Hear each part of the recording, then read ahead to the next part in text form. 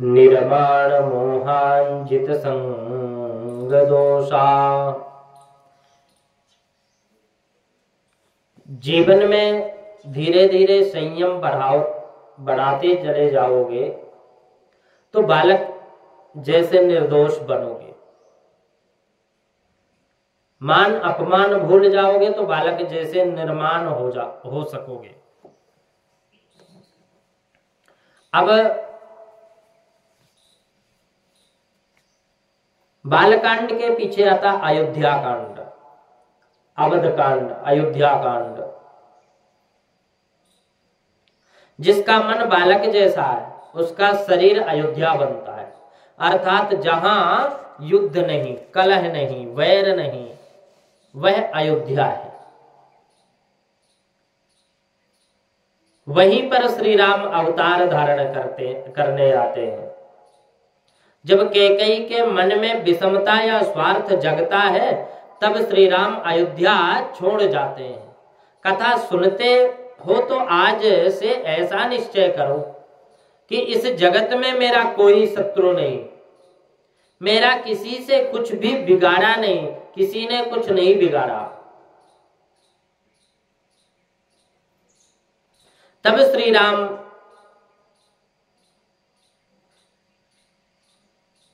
प्रसन्न हो गए।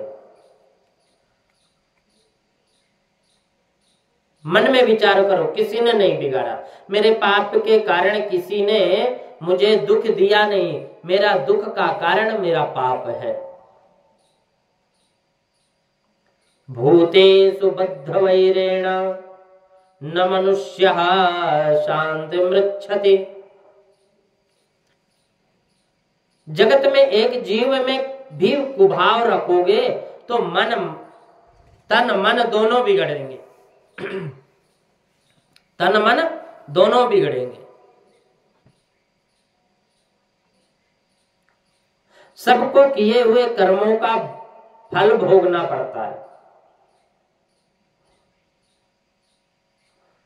सबको भोगना पड़ता है। जो पाप लेकर आया उसको पाप, अगर हम पाप लेकर आए तो हमें पाप तो भोगना ही पड़ेगा। उस पाप को पूरा करना है। पाप भोगने के लिए ही तो यह जन्म मुझे लेना पड़ा। जिसने बिल्कुल पाप नहीं किया है अथवा जिसका पाप शेष रहा ही नहीं, वह तो प्रभु के चरणों में ही रहता है, उसे जन्म लेना नहीं पड़ता। अयोध्या कांड ज्ञान सिखाता है। निर्वैर बनो, मन के साथ निश्चय करो कि मेरा कोई शत्रु नहीं है, मैं किसी का शत्रु नहीं। युद्ध ना करो, थोड़ा जीवन है, बहुत छोटा है जीवन, इसलिए इस छोटे से जीवन में वैर भाव किस लिए रखते हो? जीव का जगत के साथ संबंध सच्चा नहीं, कभी ना कभी जगत का संबंध छोड़ना ही पड़ता है। तुम्हारा सच्चा संबंध परमात्मा के साथ है। अयोध्या कांड शिक्षा देता है कि तुम सरजू अर्थात भक्ति के किनारे रहना, भक्ति के किनारे रहना। और भक्ति के किनारे रहोगे तो युद्ध होगा नहीं।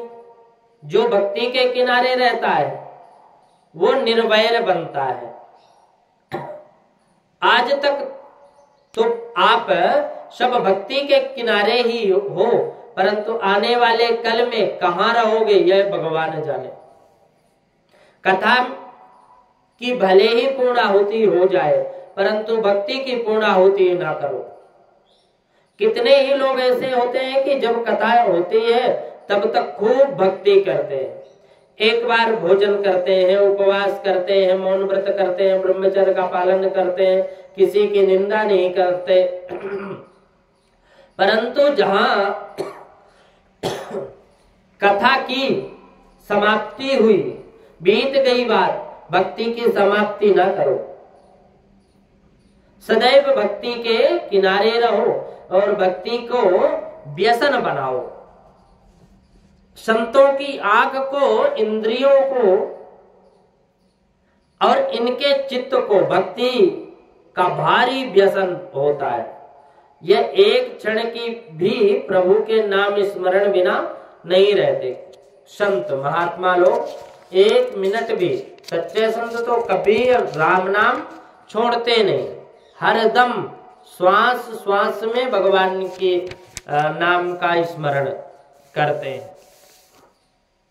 और उनका उद्देश्य है कि हर श्वास में भक्ति, हर श्वास में भगवान का नाम होना चाहिए।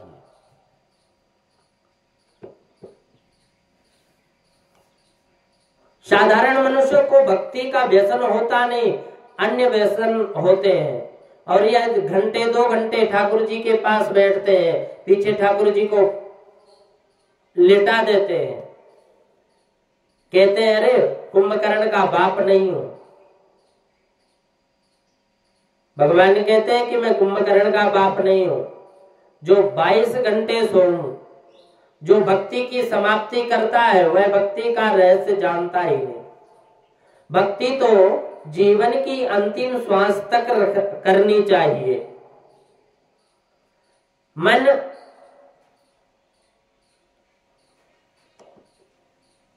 ईश्वर में हो और ईश्वर स्मरण करते हुए शरीर त्याग करे तो मुक्ति मिलती है। समस्त जीवन जिसके लिए व्यतीत हुआ हो वही अंत समय स्मृति में आएगी। बहुत पुण्यशाली जीव हैं जिनके जीवन में सतत राम राम राम राम का जाप हो रहा है, उसको ही अंत काल में राम नाम का स्मरण रहता है। अन्यथा राम नाम का स्मरण भूल जाता है वो। तभी कहते हैं कि जन्म जन्म मोहि जन्म जन्म मुनि जतन कराही, अंतराम कही आवत नाही। संपूर्ण जीवन श्री राम स्मरण में गया हो तो ही अंत काल में भगवान का नाम याद आता है। मन को ईश्वर के सतत स्मरण कराने के लिए जप को छोड़कर अन्य कोई साधन है ही नहीं। जीव से प्रभु के नाम का जप करो और मन से प्रभु का स्मरण करो। अंत काल तक जप चालू ही रखो, जबकि पूर्णाहुति ना हो। जब तक पूर्णाहुति ना, भजन की भक्ति की समाप्ति नहीं हो। शरीर की समाप्ति के साथ ही भजन की समाप्ति। भक्ति जीवन के अंत तक करो जब तक शरीर है। एक भाई बोल रहे थे कि मैंने राम नाम का 1 करोड़ जप किया, अब उसकी पूर्णाहुति करने का विचार आया मन में, तो उस पूर्णाहुति में मुझे क्या करना चाहिए, ऐसा पूछ रहे थे कोई। तो कोई ऐसा पूछने आता नहीं कि मैं बहुत वर्षों से दाल चावल रोटी सब्जी मिष्ठान इत्यादि पाता हूं, अब उसका मैं त्याग करना चाहता हूं, ऐसा कोई पूछने नहीं आता। भजन कर रहा हूं, अनुष्ठान कर रहा हूं, व्रत कर रहा हूं, उसका पूर्णाहुति करना है। जीवन के अंतिम दिन तक इस पेट की थोड़ी सी तो पूजा करनी ही पड़ती है, पेट को कुछ देना ही पड़ता है। भोजन की पूर्णाहुति नहीं तो प्रभु भजन की पूर्णाहुति किस प्रकार होती है, कैसे कर सकते हैं? भक्ति की पूर्णाहुति होती ही नहीं। भक्ति तो निरंतर करना चाहिए। एक पुस्तक में पढ़ रहा था कि वो भोजन के विषय में लिखा था कि प्रातः काल विदा कर देनी, सायं आन खड़ी।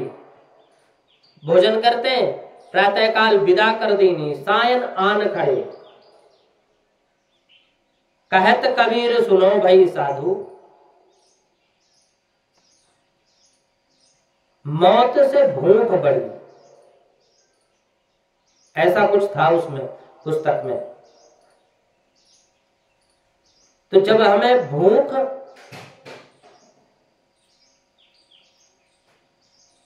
मौत से भी बड़ी लगती है, अर्थात भोजन के बिना मनुष्य नहीं रह सकता, मौत से भी बड़ी भूख को बताए, तो फिर हम भजन बिना कैसे रहे? जिसने सब कुछ दिया, सब कुछ दिया, भक्ति के किनारे जो रहता है वह युद्ध करता नहीं, उसका मन अयोध्या बनता है। अयोध्या, जहां कहीं कभी युद्ध ना हो।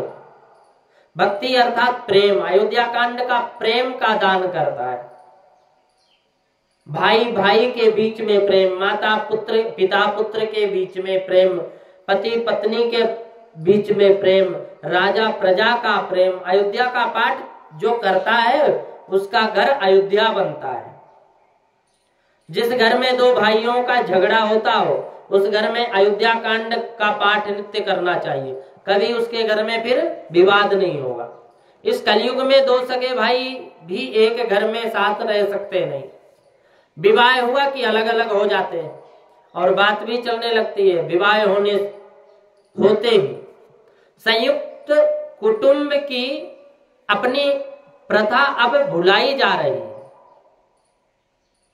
संयुक्त कुटुंब की प्रथा अपने 3 महान ग्रंथों का आदर्श है। भगवान श्री कृष्ण बलराम 2 भाई थे, पर घर एक ही था। श्री राम लक्ष्मण भरत शत्रुघ्न 4 भाई थे, परंतु घर एक ही था। पांडव 5 थे, फिर भी घर एक ही था। भागवत, रामायण और महाभारत, इन तीनों ग्रंथों का आदर्श एक ही है, संयुक्त कुटुंब।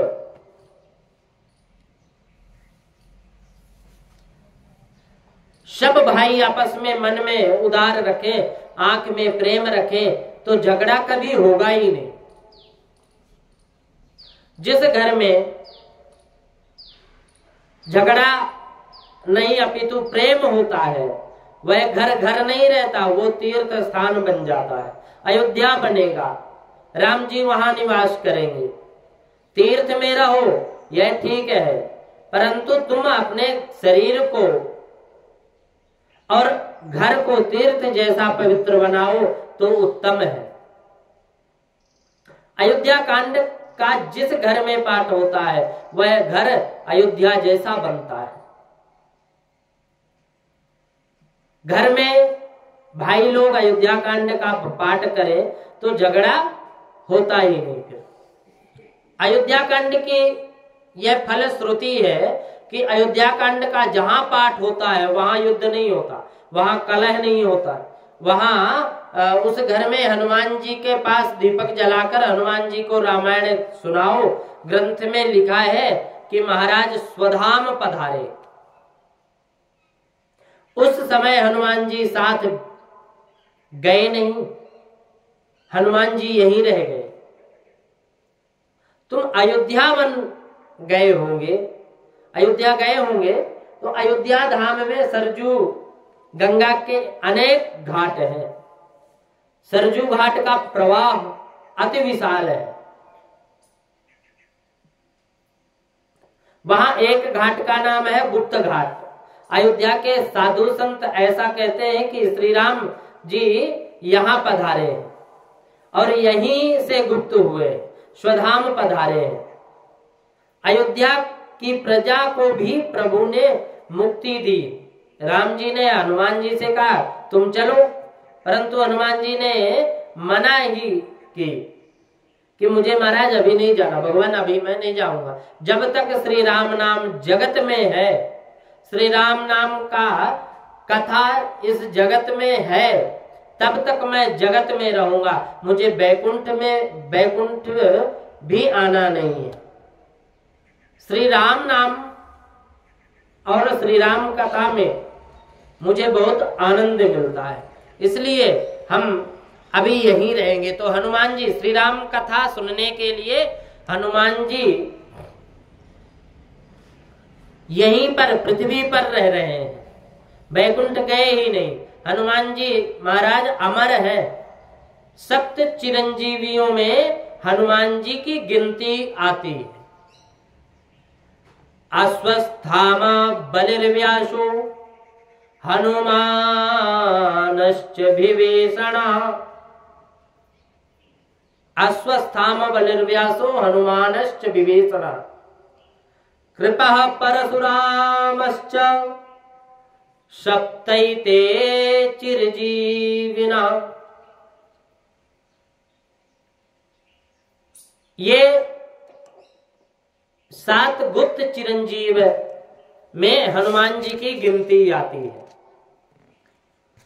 और अश्वस्थामा बलि राजा, व्यास जी, हनुमान जी, विभीषण जी, कृपाचार्य और परशुराम, ये 7 चिरंजीव हुए। 7 चिरंजीव हुए। जहां जहां श्री राम कथा, श्री राम कीर्तन होता है, वहां हनुमान जी हाथ जोड़कर नतमस्तक होकर के प्रेम पुलकित अश्रु भरी आंखों से तल्लीनता से सुनते हैं। राम जी की भक्ति, राम जी की शक्ति में, राम जी की शक्ति इनमें समाई हुई है। हनुमान जी राक्षसों में हनुमान जी राक्षसों का, राक्षस वृत्तियों का विध्वंस करने वाले हैं।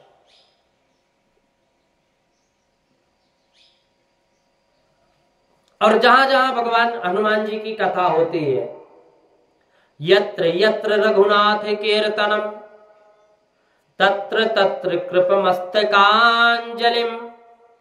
वाष्पिवारि परिपूर्ण लोचनम मारुतिम नमत राक्षसांतकम। जहां यत्र यत्र, जहां जहां, यत्र तत्र, कहीं भी जहां राम जी की कथा होती है वहां हनुमान जी पधारते हैं। परंतु पीछे कथा में कुंभकर्ण की स्त्री भी आती है।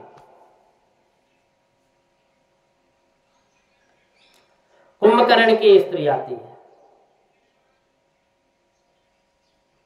इसलिए ज्यादा से ज्यादा राम नाम का जप मन में चलता ही रहे।